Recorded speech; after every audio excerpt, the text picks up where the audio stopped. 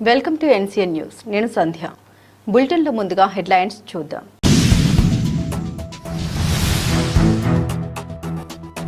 ప్రతి గింజ కొనుగోలు చేస్తాం, రైతులకు మంత్రి కందుల దుర్గేష్ భరోసా. ధాన్యం కొనుగోలుపై రాష్ట్ర పర్యాటక సాంస్కృతిక సినిమాటోగ్రఫీ శాఖ మంత్రి కందుల దుర్గేష్ స్పెషల్ ఫోకస్ పెట్టారు. నిడదవోలు నియోజకవర్గ పర్యటనలో భాగంగా సమిష్టిగూడెం మీదుగా ప్రయాణిస్తున్న మంత్రి కందుల దుర్గేష్ రోడ్డు పక్కన ఆరబోసిన ధాన్యం బస్తాల్ని చూసి తన వాహనాన్ని ఆపి రైతుల వద్దకు వెళ్లారు. నేరుగా రైతులు కూలీలతో ముచ్చటించిన మంత్రి దుర్గేష్ ధాన్యం కొనుగోలులో వారికి ఎదురవుతున్న ఇబ్బందుల్ని స్వయంగా అడిగి తెలుసుకున్నారు. ఈ సందర్భంగా ధాన్యం సేకరణలో జాప్యం జరగకూడదని అక్కడి నుండే సివిల్ సప్లై డీఎం మరియు జిల్లా ఉన్నతాధికారులకు ఫోన్ చేసి మాట్లాడారు. ప్రస్తుతం 400 మెట్రిక్ టన్నుల ధాన్యం సేకరిస్తున్నామని అధికారులు చెప్పగా అవసరమైతే ధాన్యం కొనుగోలు టార్గెట్ను పెంచి నిడదవోలు నియోజకవర్గంపై ప్రత్యేక దృష్టి సారించాలని ఆదేశించారు. చివరి గింజ వరకు కొంటామని మేము రైతులకు హామీ ఇచ్చాం. ఆ హామీని నిలబెట్టుకోవాల్సిన బాధ్యత అధికారులపై ఉందని మంత్రి దుర్గేష్ స్పష్టం చేశారు.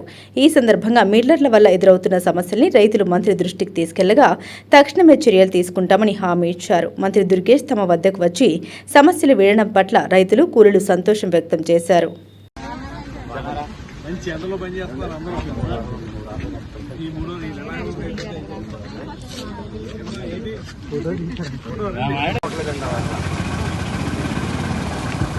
అది సరిపోతుంది.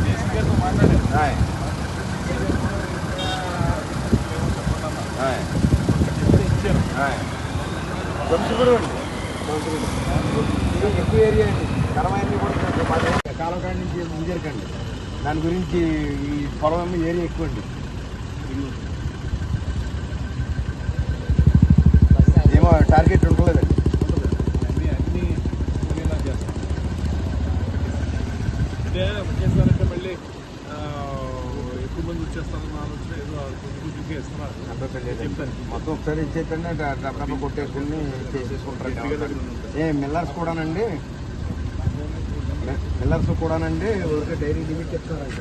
ఊరికే 4 బోళ్ళు 3 బోళ్ళు.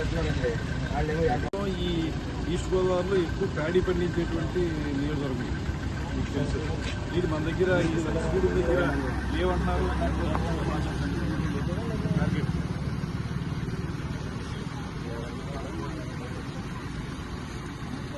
మొత్తం అన్ని ఇచ్చేయాలండి. చివరికి ఇంతవరకు కొంటామని చెప్పాం మనం. అది ఇప్పుడు 400 రిలీజ్ చేశారా మొత్తం అన్నీ టోటల్గా నైట్ నుంచి కూడా చేసి మళ్ళీ లేదు అనిపించకుండా చేయాలి. ఇది మీరు నా నియోజకవర్గం ఇది స్పెషల్ ఫోకస్ పెట్టి 400 రిలీజ్ చేశారు సార్. మళ్ళీ నైట్కి ఇంకా చేస్తారంట. టార్గెట్ చేస్తారు. మీకు ఏ చిన్న ఇబ్బంది ఉందో మా టీఏ నెంబర్ తీసుకుంటాం చెప్పండి. చెప్తే అవునరా చెప్పండి.